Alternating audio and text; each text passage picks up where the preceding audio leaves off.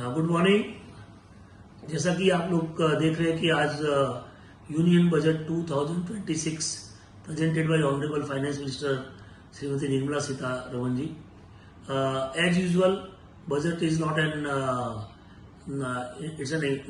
it's just an event, otherwise nothing much to speak on this budget। मोटा मोटी जो उन्होंने मेन टिंगरिंग किया है वो एसटीटी फ्यूचर पे एसटीटी जो लगाया है, I think which was not required at this stage, कि उससे इतनी कोई रेवेन्यू नहीं बढ़ेगी जितना सोच रहे हैं। मोर वॉल्यूम ऑन ऑप्शन साइड, और दूसरा कैश मार्केट को इन्होंने टच नहीं किया है।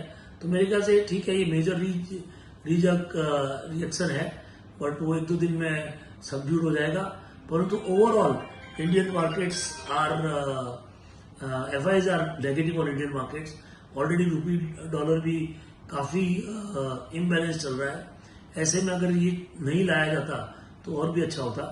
बट इन्वेस्टर को ज्यादा, जो स्मॉल इन्वेस्टर है, जो हार्डकोर लॉन्ग टर्म इन्वेस्टर है, उनके लिए कोई इम्पैक्ट नहीं होने वाला है, क्योंकि एसटीटी जो लग रहा है वो जो स्पेकुलेशन करते हैं, जो फ्यूचर कॉल पुट ऑप्शन में ज्यादा ट्रेड कर रहे हैं, उनके लिए ये इम्पैक्ट करेगा। अदरवाइज जो ट्रांसपोर्टेशन सेक्टर, डिफेंस सेक्टर, जो कैपेक्स प्लानिंग की है, अगर ये प्रॉपरली मेटेरियलाइज होती है and it is implemented properly, I think India is going to grow.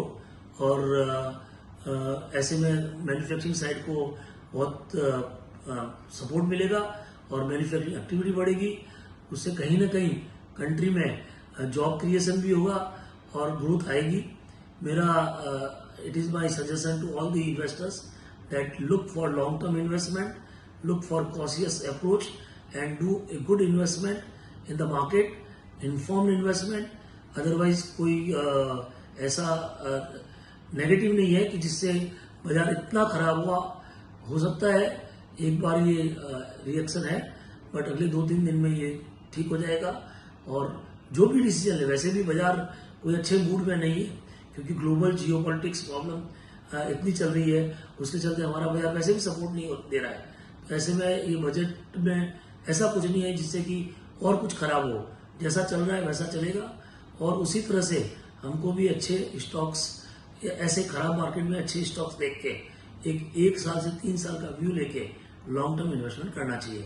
सबसे बड़ा फायदा जो होगा, NRE can invest directly into PMS। वो लिमिट LRS की 5% to the stock market PMS में था, that has been increase to 10%।